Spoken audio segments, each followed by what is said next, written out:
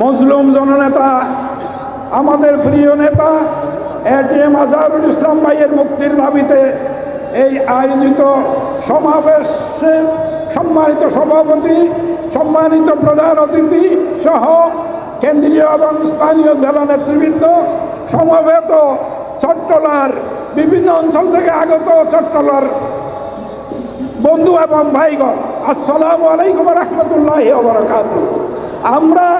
আমি মনে করি বৈষম্য বিরোধী ছাত্র আন্দোলনের সেই ডাকে সাড়া দিয়ে বাংলাদেশের 18 কোটি মানুষের পক্ষে যে ছাত্র জনতা 2 সহস্রাধিক ছাত্র জনতা রক্ত দিয়ে এই স্বাধীনতা অর্জন করেছিল, পাশাপাশি 30,000-এর অধিক ছাত্র জনতা সংকুদ্ধ বরণ করে আজকে নতুন বাংলাদেশের স্বপ্ন আমাদেরকে দেখিয়েছে। এই স্বপ্নের বাস্তবায়নের জন্য আজকে যারা ক্ষমতার বসে আছেন অন্তর্বর্তী সরকারের নামে ডক্টর মোহাম্মদ ইউনূস সরকারের কাছে আমি অত্যন্ত লজ্জিত। আমরা গোটা 18 কোটি মানুষ লজ্জায় আমাদের মাথা হেট হয়ে যায়।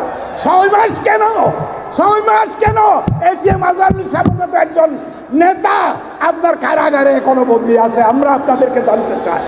আপনাদেরকে 18,000 মানুষের কাজ করায় আপনাদেরকে জবাব দিতে হবে। মুক্তি আমি ব্যক্তিগত মুক্তি দাবি করি না।